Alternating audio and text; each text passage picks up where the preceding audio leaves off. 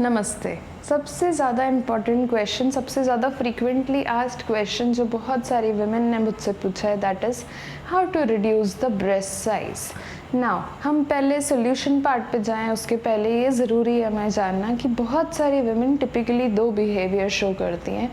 First is कि वो अपना cardio heavy workouts, heavy cardio को कम कर देती हैं because they get very conscious of the breast movement. ना इससे डिसएडवांटेज क्या होता है कि बॉडी में मूवमेंट कम हो गया तो फैट एक्यूमुलेशन बढ़ जाएगा, ब्रेस्ट का साइज़ और बढ़ेगा, बॉडी में फैट इकट्ठा होने लगेगा, मूवमेंट कम हो जाएगा, जॉइंट्स मूवमेंट कम हो जाएगा, हैवीनेस बढ़ जाएगी बॉडी में, मसल्स एंड जॉइंट्स बहुत मुश्किल से काम करेंगे। सो बेसिकली हम हमारी पूरी बॉडी को र्यून कर रहे हैं उससे।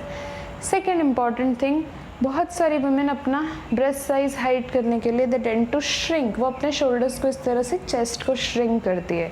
Now what is it contributing to, आपका लंग कैपेसिटी कम हो जाएगा इससे, जिसके कारण कि आप सांस कम ले पाएंगे, आपका स्ट्रेस लेवल बढ़ेगा, एंड ना कि वो बल्कि आपके स्पाइन के शेप को आप ख़राब कर रहे हैं, शोल्डर के शेप को आप ख़राब कर रहे हैं, एब्डोमेन पर अनवांटेड प्रेशर क्रिएट कर रहे हैं, basically again ruining your entire body. So one thing जो हम will put it out loud and clear is कि हमें उस चीज़ से कॉन्शियस नहीं होना है, हमें अपने रूटीन को डिस्ट्रॉय नहीं करना है उस चीज़ की कॉन्शियसनेस में। Okay, now we come to the solution part. Breast size के लिए there are two things.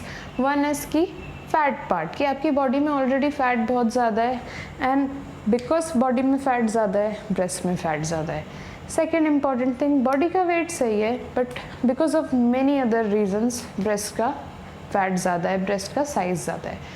First part पर आए तो अगेन लाइक वी सेड कि बॉडी को कार्डियो की ज़रूरत है, HIIT, एरोबिक्स, हैवी वर्कआउट्स, इन सब से बेसिकली आपके फैट को रिड्यूस करने की ज़रूरत है, जिससे ऑटोमेटिकली आपके ब्रेस्ट का वेट कम होगा। Coming to the second part of the solution, so breast को टारगेट करने के लिए स्पेशली हमारे पास कोई एक्सरसाइज नहीं है, बट ब्रेस्ट और चेस्ट के बीच में एक पार्ट है which is called as pectoral muscles, pec muscles, हम उसे टारगेट कर सकते हैं। How do we target it is, हम पुशअप्स, प्लैंक्स, चतुरंगा अगर आप योगा करते हो तो, भुजंगासन और बेसिकली एनी बैकवर्ड बेंडिंग, ये सारी चीज़ें, और अगर आप जिम जाते हैं तो there are many heavy workout जो कि सिर्फ चेस्ट को टारगेट करते हैं, so you can do that. अगर हम कुछ simple easy to do things की बात करें तो पहले मैं आपको फ्लोर पे दिखाऊंगी, फिर मैं आपको वॉल पे दिखाऊंगी। First is definitely my favourite, plank. So legs को पीछे, पाम्स को शोल्डर्स के नीचे एंड होल्ड, एंड इसके बाद डाउन एंड फॉरवर्ड चतुरंगा, तो इधर नीज डाउन एंड अपनी बॉडी को डाउन एंड फॉरवर्ड मूव करेंगे। सो आपका चेस्ट पैरेलल है। Now this is what is contributing to your chest exercise. And अगर आप कंफर्टेबल है तो नीज अप एंड होल्ड।